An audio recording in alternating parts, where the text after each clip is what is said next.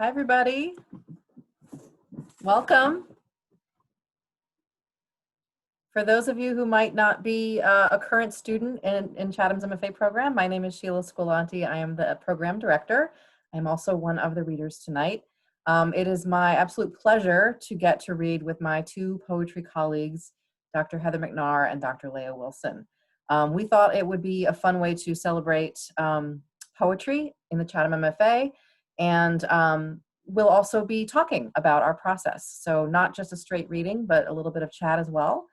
And the way it's going to work, you're all gonna stay muted for the duration of our event, and then we will have a Q&A at the end where we'll ask.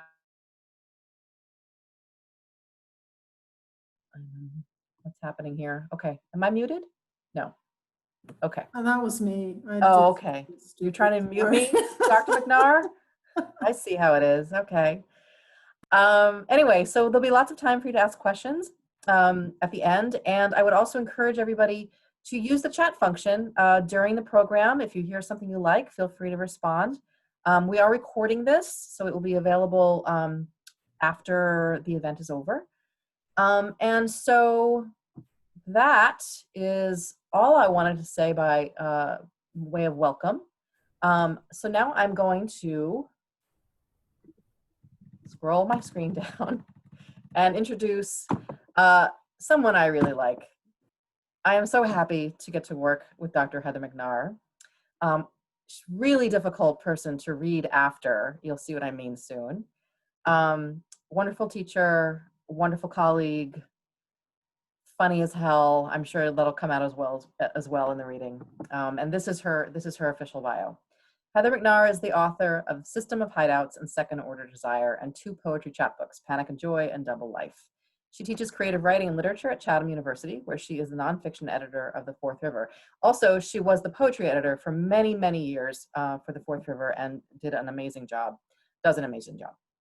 Recently presented at the MLA on hybridity between creative nonfiction and literary criticism, and at the Barbara Pym Society. Please welcome Dr. Heather Mcnair.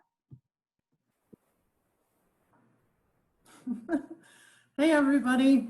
Thanks, Sheila. I thought you were going to stop at she's a really difficult person. Full stop. I'll own it. I got it.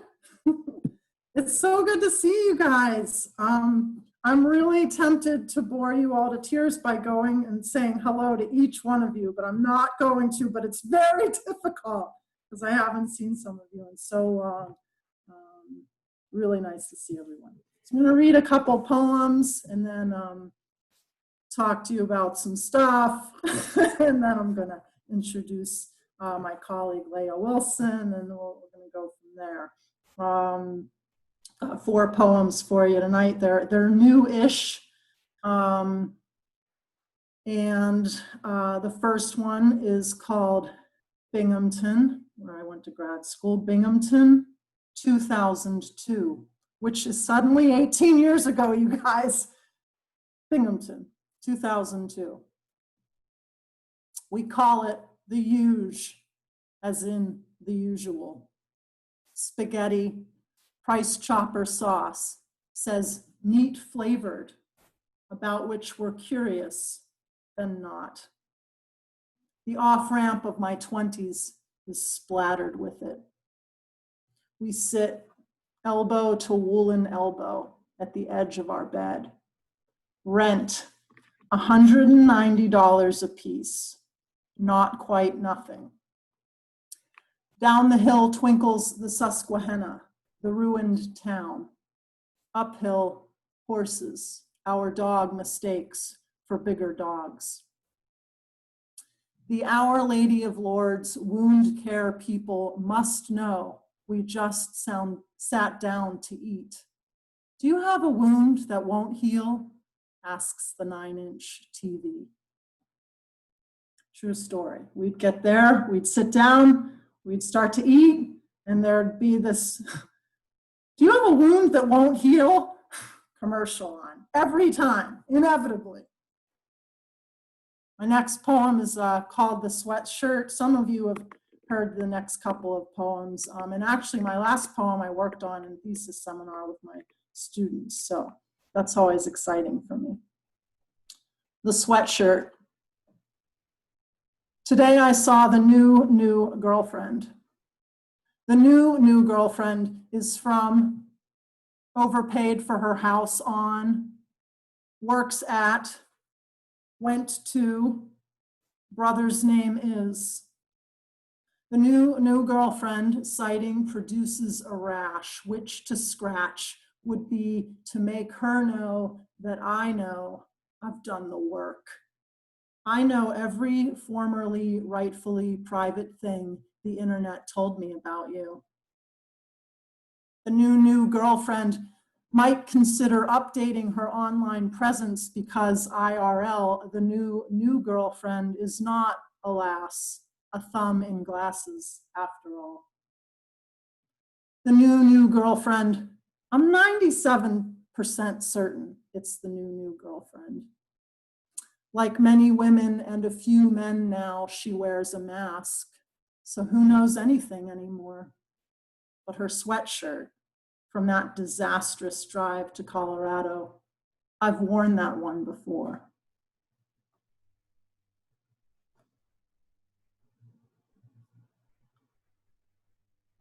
Continuing on with my theme. This is so weird to not be able to hear you guys. I can't tell you, but I mean, you know, we're all in this, okay. The country reopens. I start stalking my ex again. She's on her second new girlfriend. She says, no, I thought you started dating again first. She makes things up. I knew this, but hadn't realized. Do you know what I mean? How between knew and realized wobbles a busted little rope bridge no one in her right mind would cross. I need you to nod. Now laugh, damn it. I need a single unmasked face pouring into me, gallon after gallon of nodding and howling. You feel me? You feel me? Okay, good.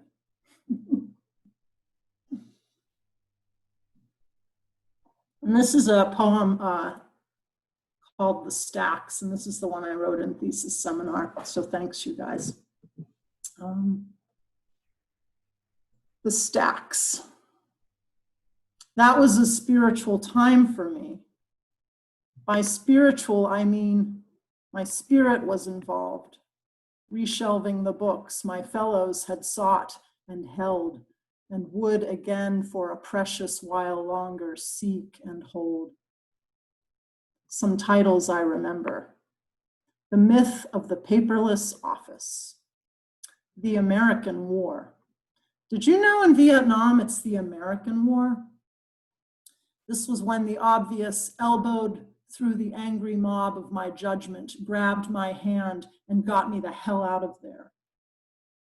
Also, Victorian writers, an ancient red tome, gold lettering, and in it, Dickens waiting his turn among a formidable contents of women. Not, you understand, Victorian women writers. Victorian writers, ghosts. I never saw it again. I remember, mad at something again, still, I left a post-it in subclass B, dark, decimated hovel of philosophy. I'd scrawled, why are you still reading Nietzsche? My one radical act as graduate page in the Bartle Library. Finals week, we'd open all night. We had our instructions, never wake them up. I guess there'd been an incident. And anyway, how could I?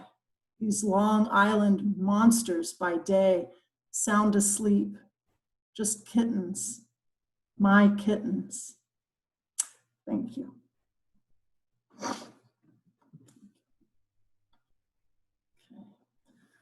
Now I am prepared to talk into the void.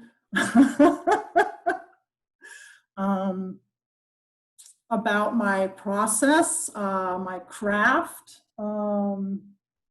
which I don't really have a process. I'm a really manic writer. I'm a binge writer. And I don't have a daily practice. And that has worked okay for me, I guess, although I can't recommend it. But I wrote these all in kind of a cluster, right? I mean, it's really feast or famine for me. What I can rely on, and you should too, if you're a writer. Oh, there's my little doggy. There's So-So. If everyone looks at Sarah Watson right now, you will see So-So. The closest thing I have to a daughter, I suppose. And she's very bad. But you should trust that if you show up to the mat, right? If you show up to the screen or the paper, and you get even one phrase down. Maybe it's a prompt. Maybe it's something you started yesterday. Maybe it's from a long time ago. But you should trust that you will keep writing. That's how it works for me. My problem is I don't show up to the mat very regularly.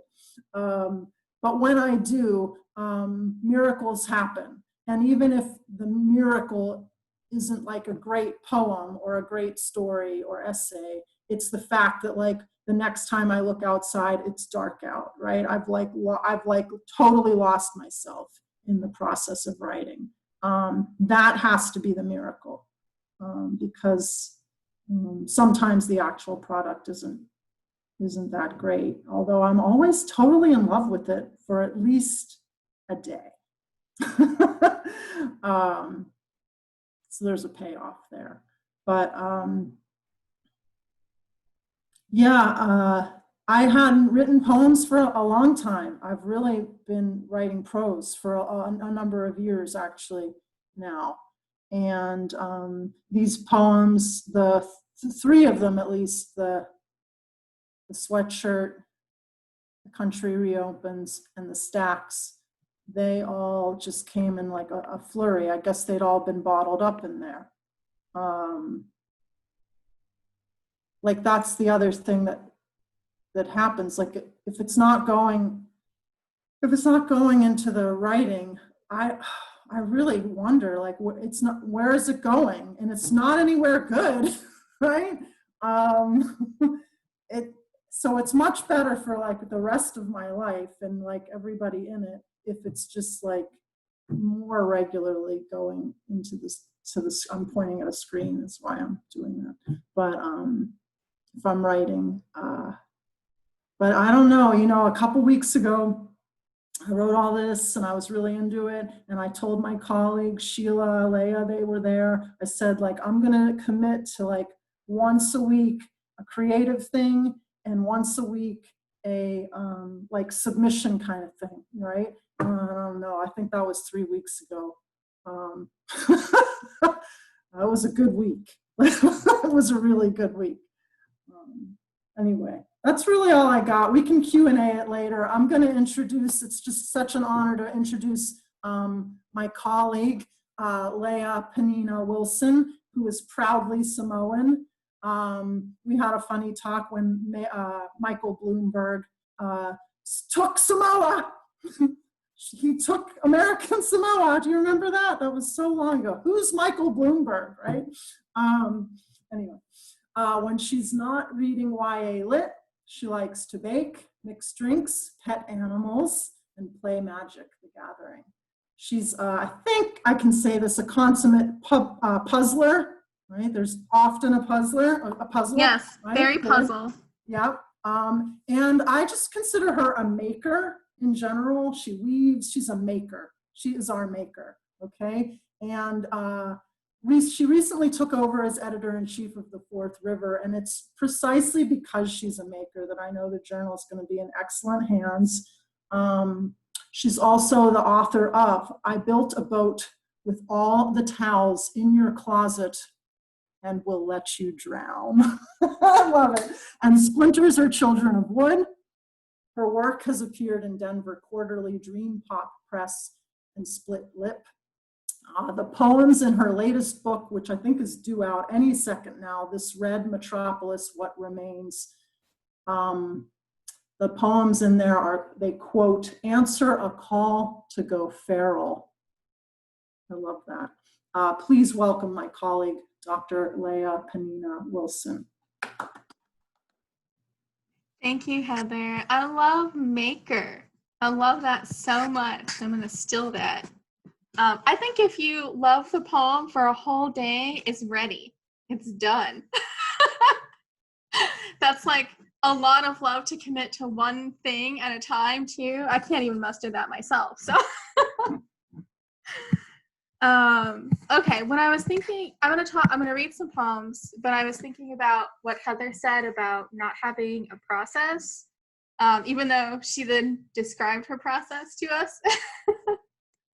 And when I was trying to come up with what I thought my process was, really all I had was, this is crappy, grueling, unsexy work.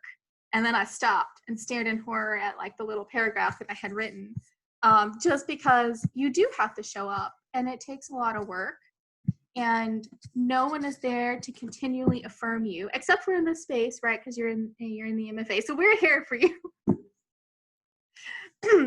That is the worst pep talk ever. So I'm just going to read the poems. Then I'll talk a little more about my process after. I'm fighting a weather change. So I'm not sick. It is allergies. It snowed this morning. I am in Missouri right now. So first snow. Very cold. Okay. Man, it always makes me nervous to follow a really awesome, funny reader because I'm not funny. So stakes are raised. Buckle in for not funny poems. Just like get that out of your mind right now.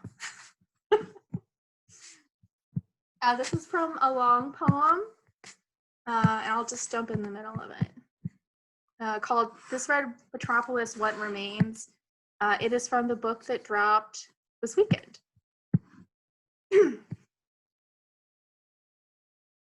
Kant, welcome to the half-world. Everyone half dead, a quality I call loss. Birds cut the sky into existence. Why is a bird? All those myths cooped up. The limit of imaginations men are. Chicken is tasty though. All that white meat, boneless. What goes down in the kitchen? I suppose none of us look like animals anymore. This game is called Sound of Distress. She shucks his cock. Now she has a cock.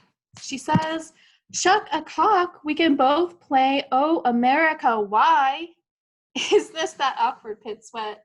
My ambition, its dry mouth. How many bodies has he worn through? That war god of yours. A mouth full. Spit it out. Spit it out. The sun, desperate. I, desperate. It's also desperate. Nothing recognizes itself. The ego out. A dead female poet propped up against best beloved centaur. What to do? What to do? Her body, her thrice tuned lyre, her stained green sash. The setting sun, purples, blues, reds. Aren't we sisters? Look at her slouching there. Why do you follow? How many times must the world unfall? In the name of love, why even? Let's not digest it. The desire to salivate what virtue? I make myself drop the metaphor immediately.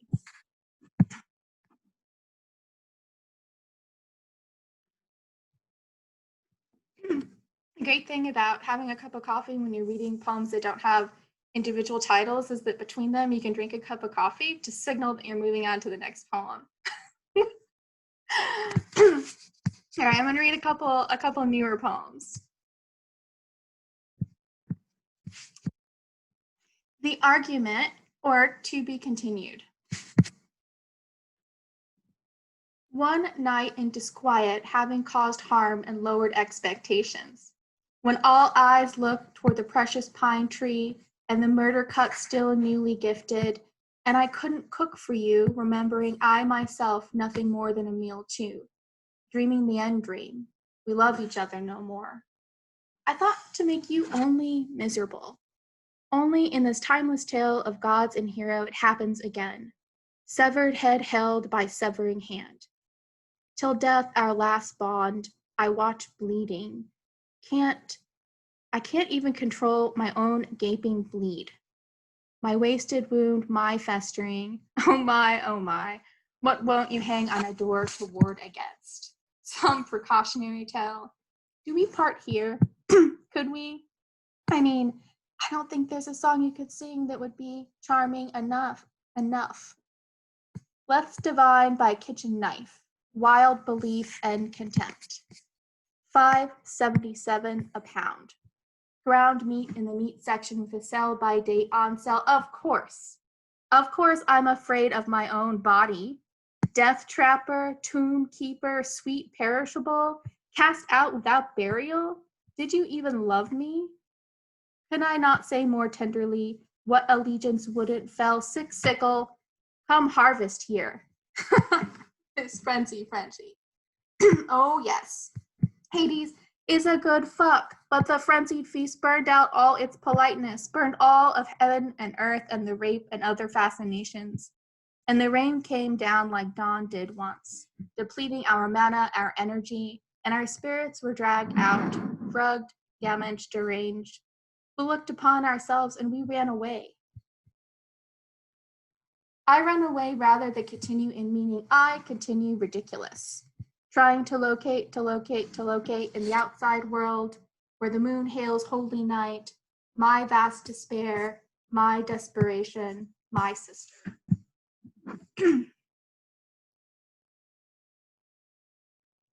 Transition. I'm going to read two more. I think I have time for two more. I'm going to read a short one. Volta, or these snapdragon flower seed pods, look like little skulls because it's all imagination horror, baby. Can you imagine? I like to look at myself and I never become obsessed. Would you like to look at my Gothic? All the virgin eyes in the world are made of glass. Horror, horror, horror. Accumulated knowledge. Abstract. To erotic with pleasure. To war against. Perseverance. Preservation. How terrible. How terrible is evil, really? Oh yeah, I am actually funny, but it's actually, it's kind of like a morbid humor.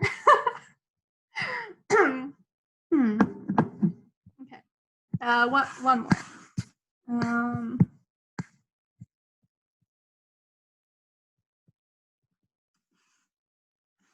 Volta, or is there any surprise left? Red reconciliation. Against an infernal broken mirror, deep fear. What miserable reduces doubt? I want not to be violated and to be amused. Attached, half dead, half divine, half dead, half snake, formlessness and fondness wild. Let us execute all our malice. Paradise lost, a filibuster, the fall of men again, a sacred bog, treasury wet. The snake does the prophesizing while I eat your trash body. Love the evidence of your desire for me. Nothing is indestructible, I cry. Loosen the death dirt. Sweet sister set free, exposed soul. Oh, hateful office, yes. I'll use my own corpse. Who now refuses their own memory? Some girl with an expression of grief embarrassed. Why am I alive? Live. Turn into channel 3 at high noon. My emotions have so many feelings. I don't need to feel anymore. The sacrifices are too splendid. The grief gives too too splendid, a girl should again know better. Again, render malicious body as custom. Tell me, what now is customary? From who do I conceal from? Is my affection too permanent? Thought renders unusable our empty house. My mossy passage participates in the making of this myth. Am I master architect or some image I don't want to remember? I don't want to remember myself, the wreck of the Hephaestus, some toadstool-grown magical ingredient. Many things are worse than my refusal. I would poison you. That's the last poem.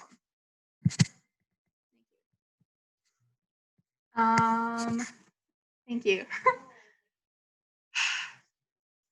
Yeah, I do have a practice. I wake up and I write, or sometimes I read and I do things that are connected to the writing, but I do it every day. Or I make something that seems adjacent to like a creative outlet every day. It annoys me to not do that kind of work. Like, it makes me mad. So in order to not be irritated and mad and bottled up, I just commit to doing it. If you've had classes with me, you know I keep a notebook. I encourage everyone to keep a notebook of some record of your physical imagination. I do try to submit weekly, even though I've been terrible about it lately. But I recommend that to you too. You have nothing to lose, really. Yeah. This is a terrible process talk, but I imagine you'll have questions that I can't answer. So process, like most of the writing for me happens in revision, I guess is the last thing I'll say before I introduce Sheila. It's not in the generative process. Like I do generate material and I have a lot of work and I do a lot of research and a lot of reading, but the real writing happens in revision. And then going back and seeing what's there and what I can make out of it. Yes. Okay. All right. I'm going to bring up Sheila's bio. I will go ahead and read it. Oh, Sheila's book just dropped, Mostly Human, and I don't have my copy right here, but I bet she has a copy to flash to us, her beautiful cover. Yeah. Sheila Scalottie is the author of 2 poetry collections, Mostly Human, which won the Wicked Woman Poetry Prize from BrickHouse Books, yes, and Beautiful Nerve, as well as 3 chapbooks, In the Stream of My Father, 7 Kitchens Press, Women Who Pawn Their Jewelry, Finishing Line Press, and A Woman Traces the Shoreline. Oh, these are great titles from Dancing Girl Press. These are great titles, Sheila. She directs the MFA program in creative writing at Chatham University, which we all know. She recently became an obsessive plant person and also has a deep, abiding love for creepy dolls. You want to clap Sheila in? Thanks, Dr. Wilson. Thanks, everybody. Thanks for coming. So I am celebrating this book right now, which is called Mostly Human. I'm going to be reading 4 poems out of the book. And I guess I just want to say, a lot of you have heard me read from this collection. It's been somebody asked me recently how long it's been in the making. And I think I wrote the first poems in this book like 4 years ago, something like that, 5 years ago. And I'll talk process afterwards. But what you need to know about the poems is that they are, I guess they're kind of like persona poems. They all follow a character called Round Baby, who is mostly human most of the time. So I leave a little bit of space for her to do odd things.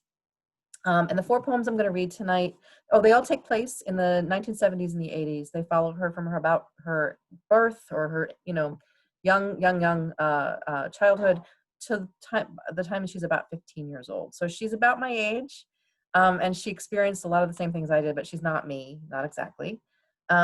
So there are personal sort of narrative in here about her life, but there are also there are also cultural moments. So I'm going to read 4 poems from the book that are tied to specific cultural moments that happened that I and Round Baby remember. And I'm going to do something different. I'm going to share my screen so that you can actually see the poem and read along and listen to me as a little box in the corner. Okay, hopefully this will work. Is this the right one? It is. Okay. So the first one is called Round Baby Rides the Landslide, and it is opens with an epigraph. I am part of that expletive mountain. Harry Randall Truman, 1980. Okay. Baby wonders what it feels like, the weight of ash on the tongue. At what rate must it fall in order to accumulate, dry as gospel, against wet flesh? Won't it dissolve upon hitting hot mouth, breath leaching slow as snowstorm from low winter clouds? But it's May now, so no snow except here at the highest peaks. Baby's made her way up the north face easily by grasping and leaping, teasing stubborn rock from empty air. When she gets there, she wants to dance the backbone of the continent, popping each vertebra with her pumice stone toes until the world releases all the worry and stress that's been building for 127 years. Below her now, the ground shrugs forward and lets itself go with a lateral blast. Baby doesn't yet know the word orgasm. Still, she's bound to it, above it, inside it, rides the landslide down through trees and trailer parks, flattening cars and cattle and odd, obstinate men raving in flimsy cabins in the danger zone. Over her head and behind her, the ash column rises, forms a cloud neither soft nor melting. Baby looks back at the machine of it, thrusting out and up, a monstrous velocity that outruns the sun. Okay. The next one is called Round Baby Dissolved Upon Liftoff. And the epigraph, if you're offered a seat on a rocket ship, don't ask what seat, just get on. Krista McAuliffe, teacher astronaut, it should say, 1986. Baby stayed home from school, cramps like hot spikes inside, heating pads strapped to her gut like an engine. Today, she hates having a body, but isn't she milking it a little? She wanted to watch. What does she love more than celestial spectacle? But not crammed around a wheeled-in TV during English class, those close reading mouth breathers jamming the static field, sparking from screen. What does she love more than a room set ablaze with misunderstanding? Baby needs space to consider velocity, trajectory, how badly she wants to learn how to leave. At home, she shares position with the Florida launch audience, all of them staring up from the tarmac, eyes like hole-punched paper, bright fluttering void. Baby cranes her face to see her own drop-ceiling sky, crumbling acoustic tile, pink fiberglass she wants to pluck at and let the slivers breach her bloodstream. She wants to think about how that would work. Would it be a quick journey, 73 seconds between brain and heart? How high will they reach? And would Baby have taken that teacher's place? Maybe.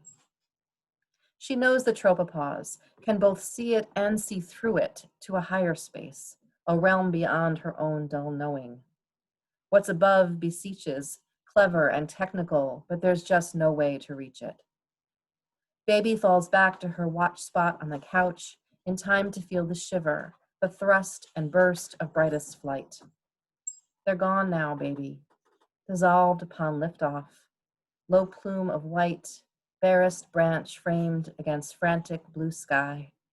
Goodbye. This poem, I saw a Twitter thread, I don't know, a couple days ago where people were asking like, what's your earliest memory of a historical cataclysm or disaster? And a lot of people pointed to this one, the Challenger disaster in 1986. Okay. Baby pours down, round baby pours down as black rain. She swims through the cooling tubes, waiting for the gap in the system, for the shift to change, the men to get a little lazy like men do. Baby's made for a moment like that, A sliver, a splinter, a blink, and you'll miss it. It only takes a second to heat herself far beyond fixing. She's an uncontrolled reaction, a level 7 meltdown coming to a town near you. Steam explosion and open air fire, baby's damage goes deep to the core and rises in the air above Pripyat. Isotope baby pours down as black rain over Belarus and Ukraine. Cesium, strontium, iodine, little bits of baby radiate as far away as the Alps. In the village, a wedding band and a vegetable garden, and someone's fishing in the river still. The state delays the way states do. Classical music swims through radio speakers, conditioning citizens to hear some version of the emergency.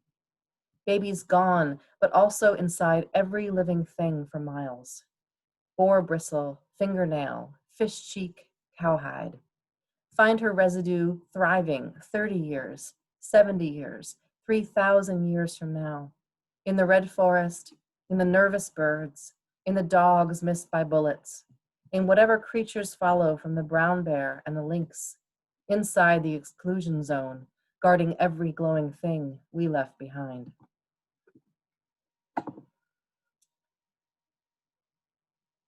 If you haven't seen the miniseries about Chernobyl, it's intense. It's super intense and good, but intense. Okay, I have one more, and it is about that time when Halley's Comet was supposed to be able to be seen with the naked eye. It didn't work out that well. So, and this one opens up with another epigraph from a really good movie that you should all watch. It's a kind of a Halloween-y movie. It's about zombies. Round baby plunders the orange sky. Look, Doris, like I'm 18, okay? And I can watch the comet wherever I want to watch the comet. Night of the Comet, Paramount Pictures, 1984. The comet's coming close tonight. Baby's been tracking the sky, watching through fogged binoculars for the periodic show. Dirty ice and gas wrapped around the horizon like a loose winter scarf. The first time she looked up, she waited for space metal that would miss her and fall on Australia. Months earlier, her parents let her bang pots with wooden spoons on the front stoop at New Year's under a dark dome of cold. Watch, watch, wait. Maybe it will be early, baby thought. Maybe it will come crashing down. Now, here, years later, everyone's craning their faces up, a whole lot of gaga over the comet's certain return. Baby's tired of the craze. This public lust for Halley's kept her grouchy for days. There's no astronomy club at school, just anatomy and physiology, where that teacher shaped like a rectangle chucked a roomy sheep's eye at her head. Dissection time is now, he clanged. It bounced, and baby drew her scalpel follicle close. So grody. No, the heavens are what hold her, always have. 10 days ago, 7 gorgeous sparks flew from a thick white rocket plume into the Florida blue. Baby sees them now as stitches sewn into the skin of night. The word for this is wound. She shudders and spurns the nerd boys, jocks, and dirtbags amassed in paneled basements around town to pound lukewarm cans of Coors, the official spectacle beverage, and listen to Boston blast their dumb invitation to enter. We're ready, come on. But baby really is ready now. She's Reggie Belmont, B-movie ready to bash comet zombies in the brain with heavy wrenches, then go shopping with sister at Benetton. Ready to be beautiful and brutal, humanity's last line of defense. What would it feel like to breathe that red haze that was father, mother, and stagger into the next empty day? Media says Halley's a dim dud, a burnt bulb, such disappointment, a total bust. Ooh, ooh. Still, baby feels like there's something just out of sight, other side of the sun. So she plunders the orange sky for arrival or exit sign. She'll be 90 in 2061. Thank you. I'm going to stop the share. Okay. Thank you. For those of you who are young, grody means gross. And yes, Coors really was the official spectacle beverage. of Halley's Comet in 1986. Okay, so it was my idea to make this like a process talk, so I better talk about process, I guess. I wrote this book actually did have a process. Lately, I don't have a process. Lately, I put up an away message, which many of you have seen on Fridays, that say, hey, you found me on my writing day, so don't expect a response anytime soon. I'm doing that because I'm trying very hard to remind myself to put my writing and my creative activities, to make them a priority in my week, in my life, in my selfhood. It's hard. It's hard. I'm very busy, like we all are. But this book was written, drafted before I was this busy, and I was getting up very, very early in the morning. I was actually getting up earlier and earlier because my son kept getting up earlier and earlier because he wanted to spend time with me in the morning, which is really very sweet, except I was trying to do work. So I had to keep getting up like an hour. Yeah, anyway, but I would get up and I would draft these poems, which these poems are the first, they're the only poems of this kind I've ever written. They're a huge departure for me. They're as close to fiction as I've ever written. They're the experience that I've heard fiction writers talk about, where you create a character and then the character gets they have their own plans and dreams and they do what they want on the page. And I never really experienced that before, but I did with this book. So that's how she was born, out of a photograph that turned into a character. And it was super fun. This was a fun book to write. Not all books are fun to write. And I also just want to say, and this is just some of this sort of uncomfortable truth, that, and I've talked to my students about this, that writing takes a long time. I mean, yes, there are these rushes of inspiration that you get once in a while, but for me, those times are so few and far between in my writing career that you can't count on them. You absolutely can't count on them, or you'll never put another word on the page. So this book was written like just incrementally over the span of about 2 years. And then it spent another year kind of in revision and this and that and out looking for a publisher. So it was really like from start to finish, about a 5-year process for one book. And my previous book took even longer. So I am not a, Sylvia Plath writing Ariel in the last couple of weeks of my life. Like, I don't have that kind of hot flash behind me. I have other kinds of hot flashes, but that's different. Yeah. Anyway, what else do I want to say to you about writing? I want to say that what I love about reading with Dr. Wilson and Dr. McNaugher is that we're also different, that what comes out of us as writers and artists, you can hear it. I hope you heard the difference between us. And for you all as students, this is so good. This is really so very good to have access to different modes and different approaches and different aesthetics. I think I was telling a student today that this was my experience when I was an MFA student. I was in a program that had just poets that were diametrically opposed, even, much more different than even we three are. And it was felt by some of my classmates to be a terrible stress, because they felt like they didn't know which way to turn. And for me, it was the opposite. It was like, I get to turn every which way. I get to take all of it. I get to collect it all. So I am somebody who really believes that you can be a different maker, different voice in every different collection that you make. This book of mine does not resemble my previous book, does not resemble the book that will come after it. And I am so okay with that. So I'm seeing yeses. Thanks. Cool. Okay. I think this would be a great time to actually open this up for your questions. So I think that Joe has made it so that you can unmute yourself, and we're just going to try to do this in a civilized way. If you find yourself talking over someone, you can do that jockeying, right? So I think we three are ready for your questions. So hi there, this is Darlene. Hi, Darlene. First, I just want to say thank you so much for putting this together. It's just been a pleasure hearing the different voices and how you think. So that it's been really fun. And as a non-poet who likes poetry as well as other forms of writing, it's just been really, really great hearing the different pieces. So you talked a little bit about how you get into it, that kind of thing. Any advice for folks who are trying to break out? I know we have a lot of alum and students. How you decide which way you're going? Well, I'll start since I'm muted. A lot of our students in the MFA program, you know, you write this thesis that is 50 pages-ish at the end of your program.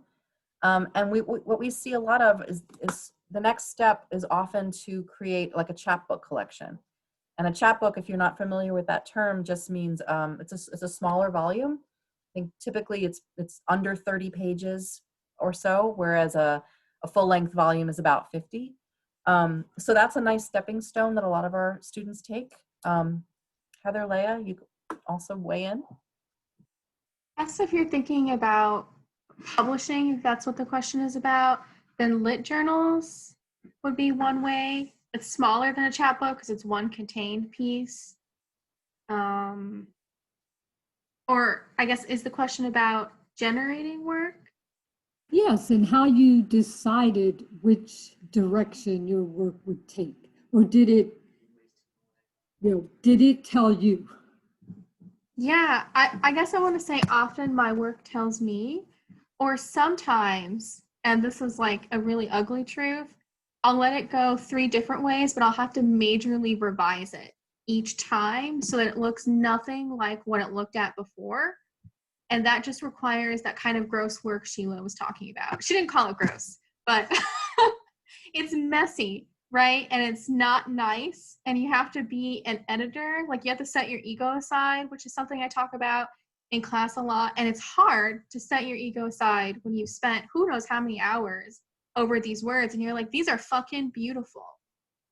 But you have to ask yourself some real questions. Do you like them because you spent a lot of time with them? Are they actually boring when you read them out loud? I read all of my work out loud from start to finish, and I listen to myself read it.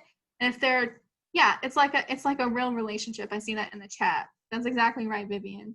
If there are moments when I'm reading out loud and I am bored, probably it's fucking boring. Like, seriously, it's probably boring. And I know that's hard to hear and hard to tell yourself, but you have to just cut it out and rewrite it. And I know that's hard work, and it's not nice. It sounds terrible. I hear it. Someone please save me.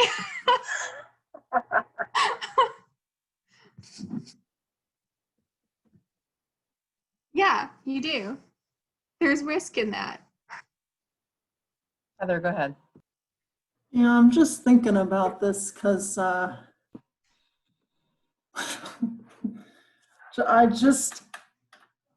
think it really depends on like how ambitious you are or aren't, right? Like, to speak to it a little bit opportunistically, but I mean, there are so many places to put your work anymore. Yeah. And some of the things that it used to not be legit are totally legit now. Like online journals, it's rare that you're going to be in a print journal now. I mean, it has completely flipped.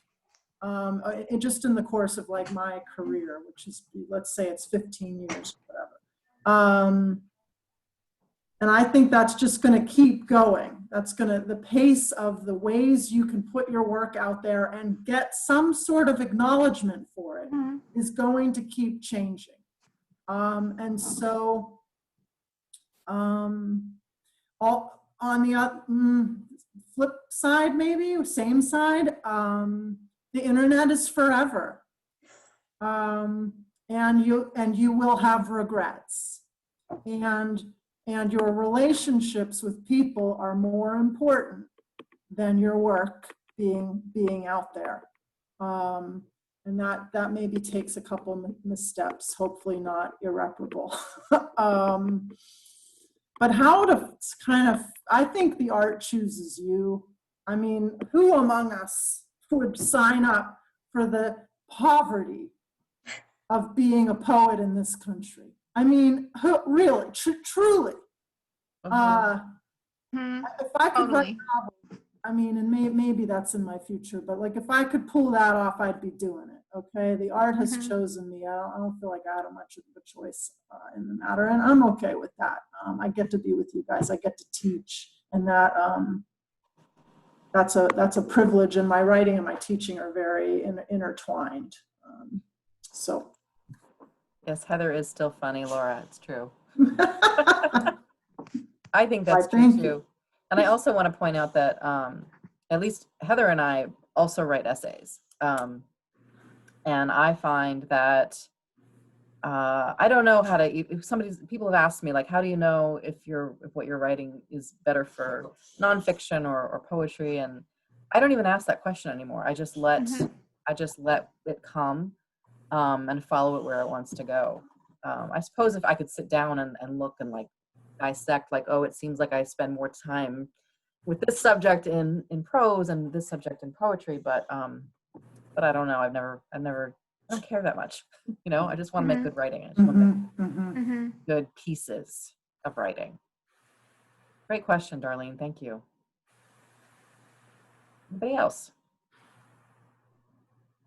Yeah, I have a question that kind of stems from the fact that I am an impatient Gemini. So I like cannot deal with like writer's block, and a lot of times like I have something that I want to say that has been like marinating, and an idea or memory that I want to make up, words from.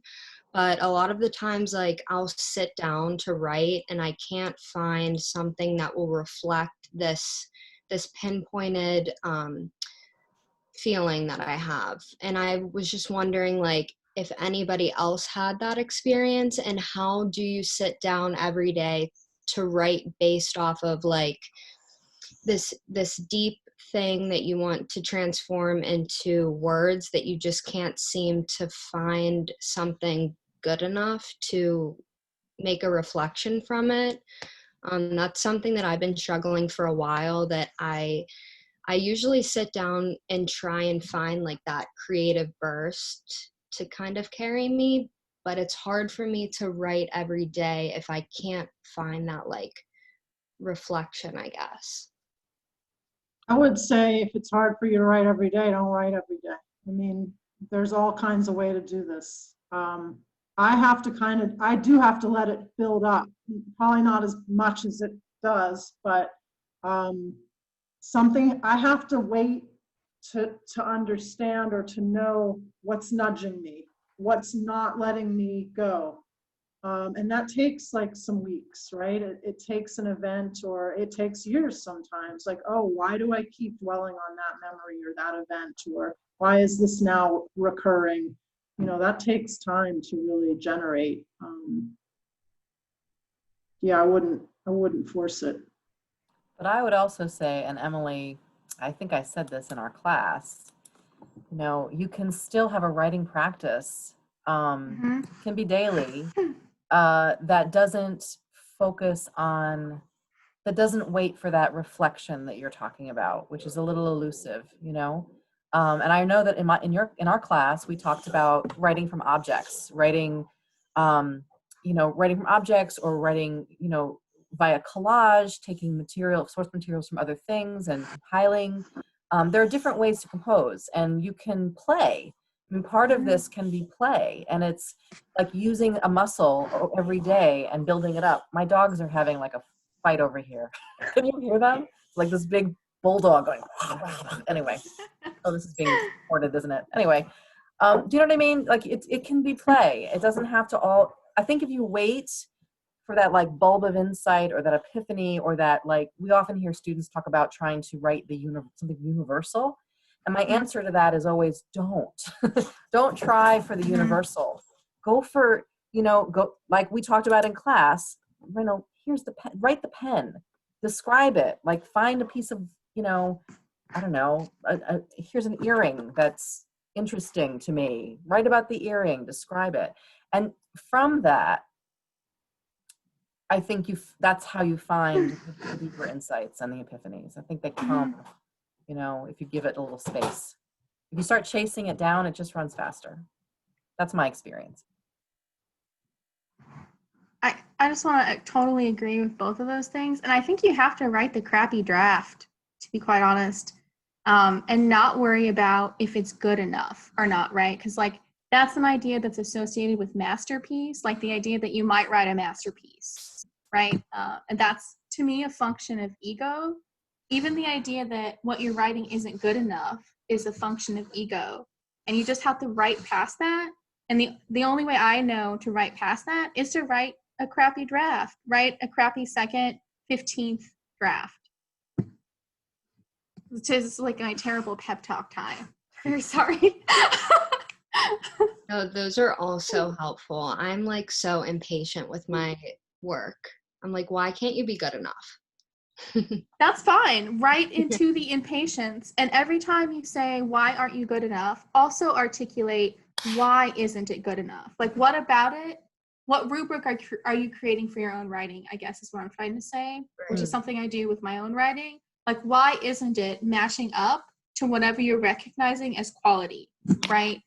And I think it's also important to not compare yourself to the masterpieces. I don't know why I keep air quoting them.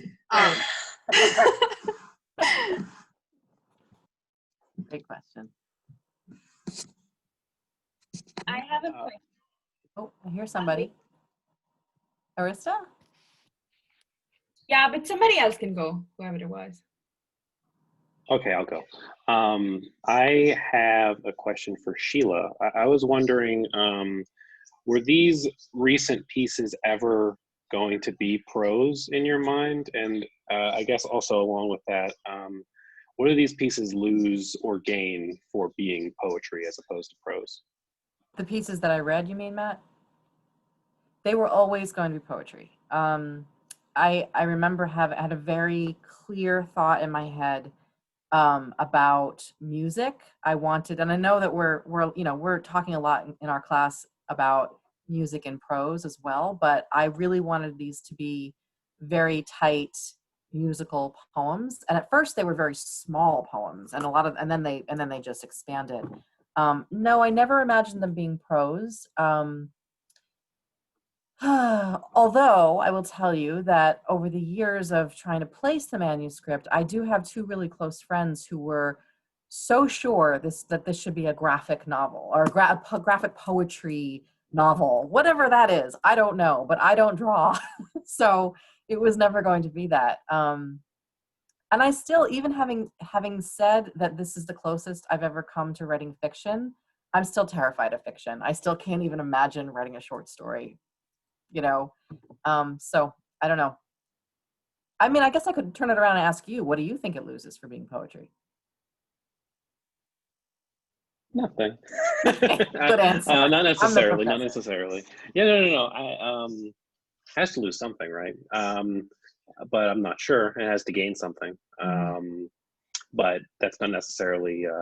There's not like these are kind of value neutral terms in how I'm using them, right? So I want to sure. say. Well, I do want to say too, because this connects to the idea of, of genre. I was very aware that I was writing a character, and that immediately makes me think of fiction. And so it was an early decision I had, like, should this story of her life be chronological? It is chronological, but should it also have a narrative arc? Should there be that classic, rising action, climax, all of that? Or was it going to be enough for it to be episodic? And it ends up being episodic. I think there's growth. She has growth because she's aging and going through life the way that we do, and we grow, but it's not novelistic in that way. Great question. Thank you. If I can jump in here, I just want to ask, how, after grad school, do you begin to get outside voices so that you know what you're writing is reaching readers in a way that tells you it's good enough? Because I'm still struggling with that as I am continuing to put work out there and submit it. I read it to people around me and they're like, "You're great." And I'm like, yeah, I need to hear some contrary voices and I need a diversity of voices. Where do you find that support? I don't. So, pass. You're your first reader. This is not a way of passing, but you're your first reader and you know how to read closely and read well. So feed the reader and also read widely and sort of gauge where you are in the rest of the conversation. I would say, I don't know what you write about, but read everything that's ever written about necromancy or whatever it is you're reading, like whatever it is you're researching or studying at the moment, to sort of see where your work fits in to that conversation, which has helped me, because same as Heather. I have to say, I actually write a lot of death anyway, so that's hilarious that you said necromancy. Maria, I'll say something maybe a little controversial, and it might be the absolute opposite of what I've said to you in the past when you were my student. After graduate school, I was incredibly relieved to not have to hand my work over to a panel of peers. It felt so freeing to finally get to the point where I recognized my own voice and I knew what my project was and I knew where I wanted a piece to go. And it's not that I don't need feedback. There are still people that my husband, for instance, gets to read all of my stuff. I do have friends who will give me feedback, but I don't, like Dr. Wilson is saying, you're your first reader. I think that you should trust. You've been doing this a long time. You have good instincts, Maria. I know that you do. So, I've said that I've given the opposite advice to other people. The other advice I give is seek out your grad school cohort. That's what they're there for. In the years after you graduate, they are, I was sitting at a conference with a group of low-res students, and one of them had just finished a novel manuscript, and she was bemoaning the fact that I don't know where to go. I don't have an editor. I don't know I don't have beta readers. And I was like, look around this table. There are 6 people right here that you graduated with. Who would be willing readers, and you can swap those manuscripts at different parts of your life. Anyway, that's what I would say. Just wanted to say hi to a couple of my colleagues and also to say that I write in a very different genre, but the things that you've said really, really are perfect for a person in my situation. So I have lots of constraints on some of the writing that I do. And for any would-be writers out there, and I'm sure there are many, just do it, and I don't have a prayer that I will change my discipline, but on the other hand, there are other ways to write about what you care about. So I really have appreciated this. Thank you very much. Nice to see you, Peggy. So nice. We miss you. We do miss you. I'm wearing the earrings you liked on Facebook, Peggy. Hi, another voice heard from. For people worrying about whether their work is good enough or not, for me as a writer, it took me 10 years to get over that. And it wasn't until I got over that I could be published. So I really encourage you to let go of all that evaluative stuff and just pour yourself on the page as frequently as you can. The more you write, the better it gets. The more you read, the better it gets. The more you allow yourself to be in the world and use all of your senses in the world, the better the writing gets. And I encourage you not to worry about whether it's good enough, because it's always good enough at that moment. And it will always get better when you go back to it. So I'm a big fan of writing a lot and revising the hell out of it. Thank you. Thanks, Kathy. Nice to see you too. Arista, I think you're trying to say something. Yes, Go. thank you, Sheila. I have a related question, which is, can you talk to us a little bit about what your revision process looks like and whether it is different or significantly different from your generative process?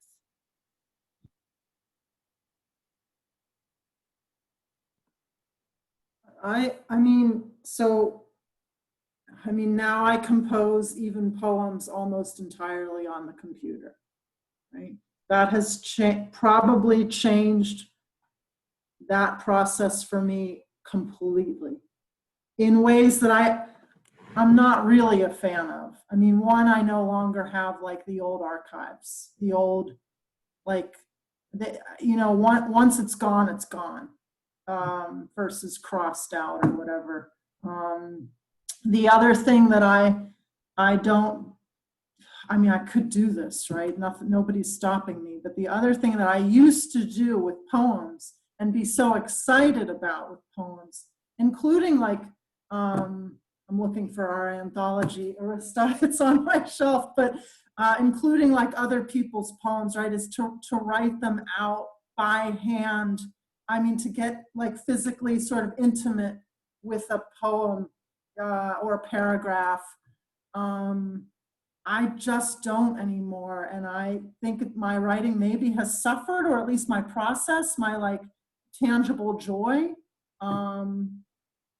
in doing that. But it's certainly faster. I definitely can't write. I probably physically can't write prose anymore on a piece of paper. So I guess what I'm saying is like revision and writing are like closer than ever for me now because of the computer. For better or worse, and as you guys know, usually when I say for better or worse, it's for worse. Like 99% of the time. So I've just discovered that in the classroom with you all. So anyway. I have a similar relationship. My writing and editing are almost simultaneous, and it's. I wish I could turn off the editing part because I think I would be more prolific, but it takes me a lot longer. I go slowly. What else do I want to say about revision? Oftentimes I find, and I will, if you've ever been my student, you know that I'm forever finding the start of your poem like 2/3 of the way down the page. I do the same thing with my own work, or I find your ending 2/3 up from the bottom of the page. I'm always looking for other more surprising places to start and end poems, because you can get stuck with you can get stuck using the same set of words and phrases and sentence constructions, and so every now and then it's really good to shake that up, and that's one way to do it, is to find an entry point in a around the corner kind of way. Some of you know this, sometimes I even use sort of procedural things to mess up my syntax just to make language surprising.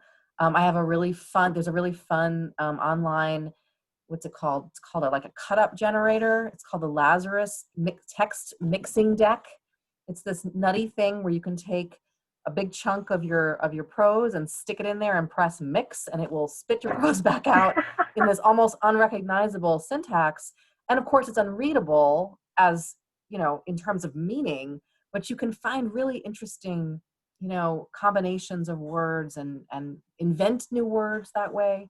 And that gets back to my idea that my composition process has changed drastically over the years. I used to be somebody who sat down with an idea. I'm going to write a poem about my father. It was always about my father.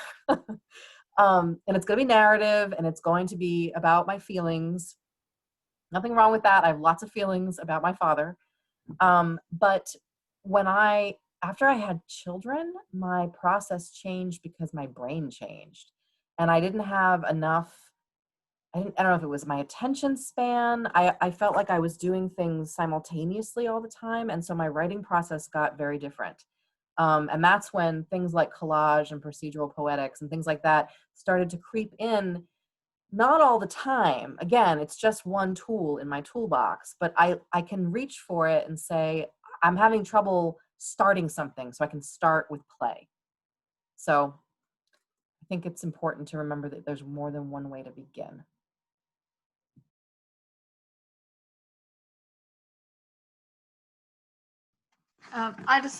I want to agree with both those things. I still write all my poems out by hand first because I like to be really close to it. And then I'll do this obsessive thing that I'll tell you about and then maybe regret later. But I print it all out and then I read it out loud again to myself after it's printed out, and I write over what I printed out. So revision and composition are really closely linked. And I will just spend hours doing that until it sounds right to my ear. And I also do not like to be interrupted when I'm doing it. I will shut everything else off. Perhaps forget to feed the cat, leave it a giant amount of food, hope it fends for itself. And that's just a way of saying sometimes you have to give yourself permission time with the writing. And you could do that however you want, but I just tend to shut it out. Or if I don't answer your emails for a week, it's because I'm busy doing the right part. It just sort of depends.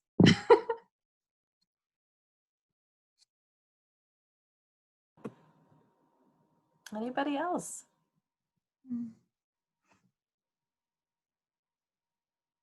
Last call?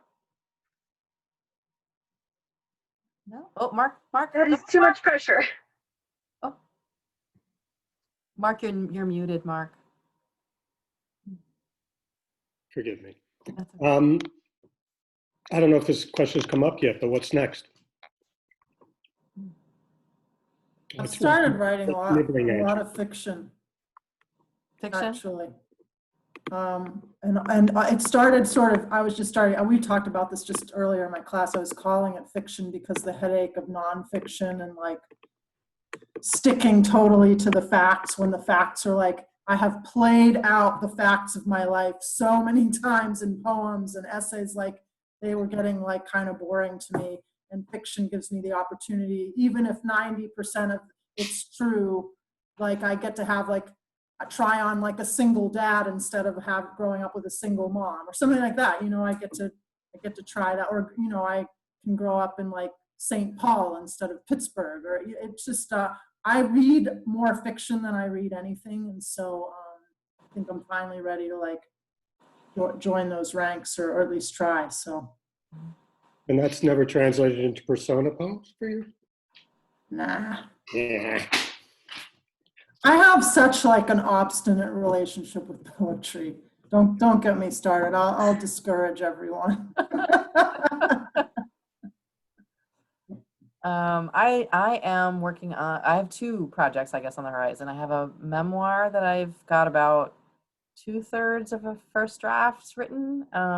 That's about, it's about basically becoming a feminist kind of late, set against the backdrop of a bad first marriage. And then I also recently, as everybody knows, because I keep talking about it, had a big birthday, and I asked all of my friends to send me art for my birthday. And I have promised that I will write poems about every piece of art that was sent to me. So I'm imagining that it will be a project that will take several years, but I'm looking forward to it.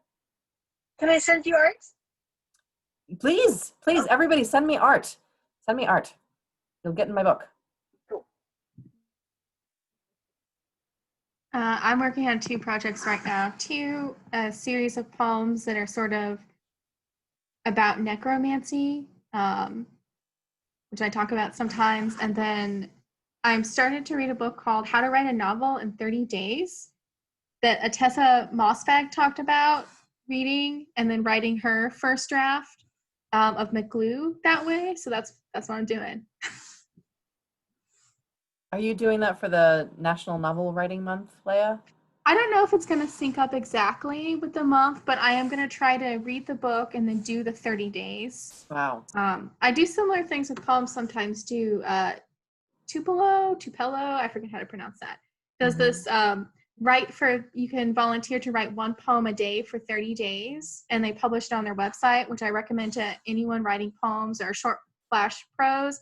And the deadline for me is a good way to check myself. Like, even if it's a crap poem, I still have done something or thought about my writing in some way. And it disappears, at least the Tupelo one disappears after the month is over. So if you're like, oh no, I don't want this finalized, it doesn't. It's just archived for 30 days. Neat. Okay. Well, it sounds like this is a good spot to say thank you to my colleagues, Heather and Leia. This was really fun to get to read with you. And thank you everybody for coming and listening to us. You can unmute and maybe we could clap for everybody and you could hear that. Would be really good. Thanks everybody for coming. Thank you for coming. Thanks, Joe, for handling the back end of things. Yeah, thank you. Really good to see everybody. Be safe, be well. Mhm. Thank you.